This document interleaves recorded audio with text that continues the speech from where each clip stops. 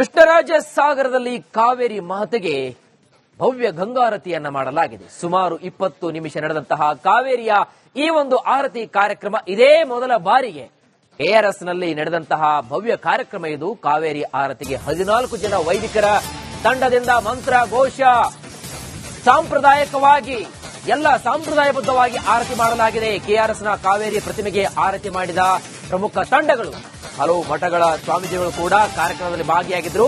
ಸ್ವಾಮೀಜಿಗಳ ಸಮ್ಮುಖದಲ್ಲಿ ಆರತಿ ಮಾಡಿದ್ದ ಒಂದು ವಿಶೇಷವಾಗಿ ಕಂಡುಬಂತು. ಜೊತೆಗೆ ಕಾರ್ಯಕ್ರಮದಲ್ಲಿ ಡಿಸಿಎಂ ಡಿಕೆ ಶಿವಕುಮಾರ್ ದಂಪತಿ ಸಹ ಈ ಒಂದು ಆರತಿ ಕಾರ್ಯಕ್ರಮದಲ್ಲಿ ಭಾಗಿಯಾಗಿರತಕ್ಕಂಥದ್ದು. ಒಂದು ರೀತಿಯಾಗಿ ವಿಶೇಷವಾಗಿ ಉತ್ತರ ಭಾರತದಲ್ಲಿ ಯಾವ ರೀತಿಯಾಗಿ ಗಂಗಾರತಿಯನ್ನ ಮಾಡ್ತಾರೋ ಅದೇ ಒಂದು ಕಾನ್ಸೆಪ್ಟ್ ಅಲ್ಲಿ ಇವತ್ತು ಕಾವೇರಿ ಆರತಿಯನ್ನ ಮಾಡಲಾಯಿತು. ಕೆಆರ್ಎಸ್ ನಲ್ಲಿ ತಾವು ನೋಡ್ತಾ ಇದ್ದೀರಾ, ಕಾವೇರಿ ಮಾತೆಗೆ ಗಂಗಾರತಿಯನ್ನ ಮಾಡ್ತಿರತಕ್ಕಂತಹ ವಿಶೇಷವಾಗಿರತಕ್ಕಂತಹ ಪರಿಣಿತ ಪಂಡಿತರು ಒಂದು ಕಾವೇರಿ ಆರತಿಯನ್ನು ಮಾಡ್ತಾ ಇದ್ದಾರೆ. ಮತ್ತೊಂದು ಕಡೆ ಸ್ವಾಮೀಜಿಗಳ ಸಮ್ಮುಖದಲ್ಲಿ ಕಾರ್ಯಕ್ರಮ ಕೂಡ ನಡೀತು. ಇದರ ಜೊತೆಗೆ ಇವತ್ತು ಡಿಕೆ ಶಿವಕುಮಾರ್ ದಂಪತಿಗಳು ಕೂಡ ಒಂದು ಕಾರ್ಯಕ್ರಮದಲ್ಲಿ ಹಾಜರಾಗಿದ್ರು. ಆ ಮುಖಾಂತರವಾಗಿ ಇವತ್ತು ವಿಶೇಷವಾಗಿ ಕೆಆರ್ಎಸ್ ನಲ್ಲಿ ಕಾವೇರಿ ಆರತಿ ಕಾರ್ಯಕ್ರಮವನ್ನು ಅತ್ಯಂತ ಭರ್ಜರಿಯಾಗಿ ನೆರವೇರಿತು.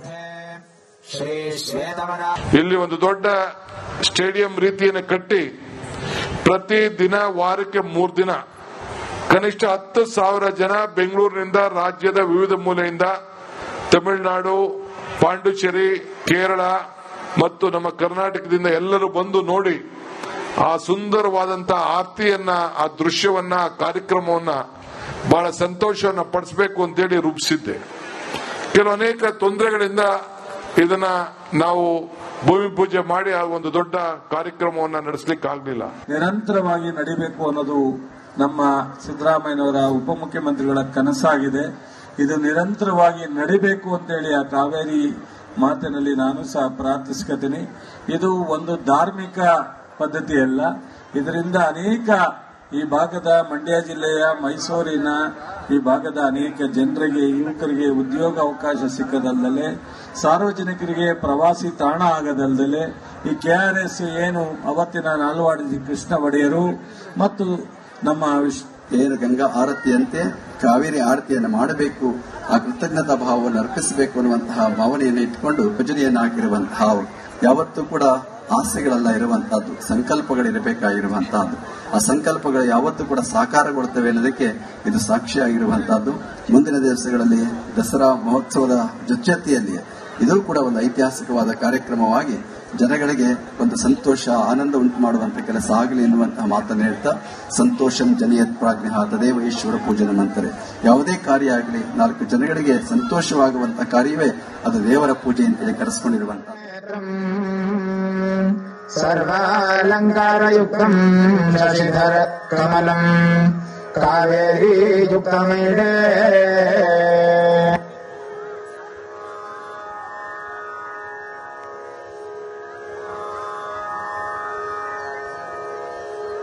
ಶುಭೆ ಶೋಭನೆ ಮುಹೂರ್ತೆ ಆದ್ಯ ಬ್ರಹ್ಮಣಃ ದ್ವಿತೀಯ ಪ್ರಹರಾರ್ಧೆ ಶ್ರೀ ಶ್ವೇತವರಾಹ ಕಲ್ಪೆ ವೈವಸ್ವತಮನ್ವಂತರೆ ಅಷ್ಟಾವಿಂಶತಿತಮೇ ಕಲಿಯುಗೆ ಪ್ರಥಮೇ ಪಾದೆ ಜಂಬೂದ್ವೀಪೆ ಭಾರತವರ್ಷೆ ಭರತಖಂಡೆ ಮೇರೋಃ ಕಾವೇರಿ ತೀರೆ ಶ್ರೀರಾಮಕ್ಷೇತ್ರೆ ಅಸ್ಮಿನ್ ವರ್ತಮಾನೆ ವ್ಯವಹಾರಿಕೆ ಪ್ರಭವಾದೀನಾಂ ಷಷ್ಟ್ಯಾಃ ಸಂವತ್ಸರಾಣಾಂ ಮಧ್ಯೆ ಶುಭಮಂಗಳಮಂಗಳಕರೋ ವಿಶ್ವವಸುನಾಮ ಸಂವತ್ಸರೆ ದಕ್ಷಿಣಾಯನೆ ಶರದೃತೋ ಆಶ್ರೀತ.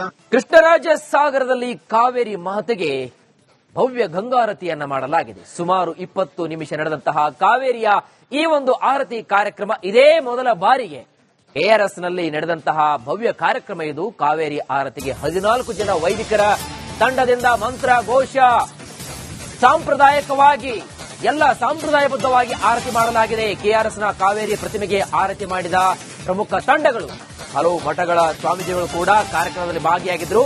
ಸ್ವಾಮೀಜಿಗಳ ಸಮ್ಮುಖದಲ್ಲಿ ಆರತಿ ಮಾಡಿದ್ದ ಒಂದು ವಿಶೇಷವಾಗಿ ಕಂಡುಬಂತು. ಜೊತೆಗೆ ಕಾರ್ಯಕ್ರಮದಲ್ಲಿ ಡಿಸಿಎಂ ಡಿಕೆ ಶಿವಕುಮಾರ್ ದಂಪತಿ ಸಹ ಈ ಒಂದು ಆರತಿ ಕಾರ್ಯಕ್ರಮದಲ್ಲಿ ಭಾಗಿಯಾಗಿರ್ತಕ್ಕಂಥದ್ದು.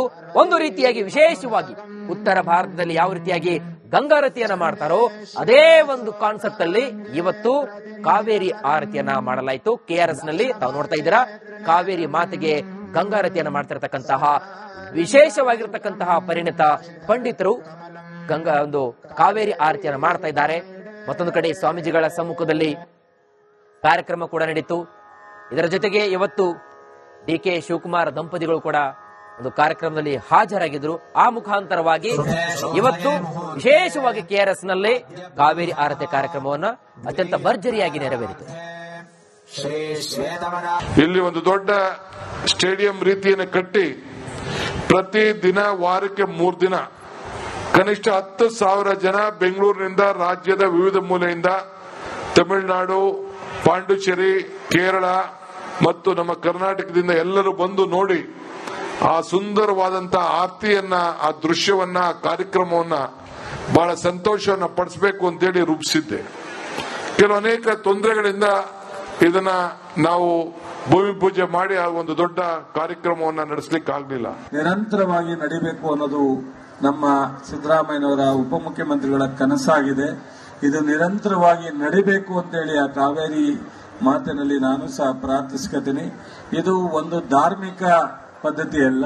ಇದರಿಂದ ಅನೇಕ ಈ ಭಾಗದ ಮಂಡ್ಯ ಜಿಲ್ಲೆಯ, ಮೈಸೂರಿನ ಈ ಭಾಗದ ಅನೇಕ ಜನರಿಗೆ, ಯುವಕರಿಗೆ ಉದ್ಯೋಗ ಅವಕಾಶ ಸಿಕ್ಕದಲ್ಲದೆ, ಸಾರ್ವಜನಿಕರಿಗೆ ಪ್ರವಾಸಿ ತಾಣ ಆಗದಲ್ಲದೆ, ಈ KRS ಏನು ಅವತ್ತಿನ ನಾಲ್ವಾಡಿ ಕೃಷ್ಣ ಒಡೆಯರು ಮತ್ತು ನಮ್ಮ ಏನು ಗಂಗಾ ಆರತಿಯಂತೆ ಕಾವೇರಿ ಆರತಿಯನ್ನು ಮಾಡಬೇಕು, ಆ ಕೃತಜ್ಞತಾ ಭಾವವನ್ನು ಅರ್ಪಿಸಬೇಕು ಅನ್ನುವಂತಹ ಭಾವನೆಯನ್ನು ಇಟ್ಟುಕೊಂಡು ಭಜನೆಯನ್ನು ಹಾಕಿರುವಂತಹ ಯಾವತ್ತೂ ಕೂಡ ಆಸೆಗಳೆಲ್ಲ ಇರುವಂತಹದ್ದು, ಸಂಕಲ್ಪಗಳಿರಬೇಕಾಗಿರುವಂತಹದ್ದು.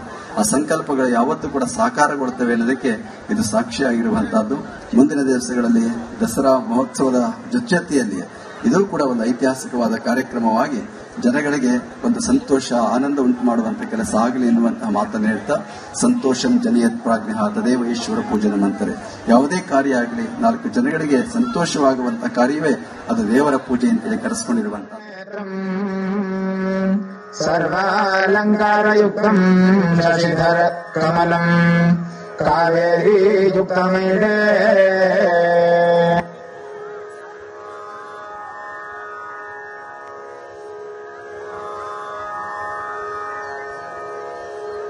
ಶುಭೆ ಶೋಭನೆ ಮುಹೂರ್ತೆ ಅದ್ಯ ಬ್ರಹ್ಮಣಃ ದ್ವಿತೀಯ ಪ್ರಹರಾರ್ಧೆ ಶ್ರೀ ಶ್ವೇತವರಾಹ ಕಲ್ಪೆ ವೈವಸ್ವತಮನ್ವಂತರೆ ಅಷ್ಟಾವಿಂಶತಿತಮೇ ಕಲಿಯುಗೆ ಪ್ರಥಮೇ ಪಾದೆ ಜಂಬೂದ್ವೀಪೆ ಭಾರತವರ್ಷೆ ಭರತಖಂಡೆ ಮೇರೋಃ ಕಾವೇರಿ ತೀರೆ ಶ್ರೀರಾಮಕ್ಷೇತ್ರೆ अस्मिन् वर्तमाने व्यवहारिके प्रभवादीनां षष्ट्याः संवत्सराणां मध्ये शुभमङ्गलमङ्गलकरो विश्ववसुनाम संवत्सरे दक्षिणायने शरदृतो आश्वेजमासे.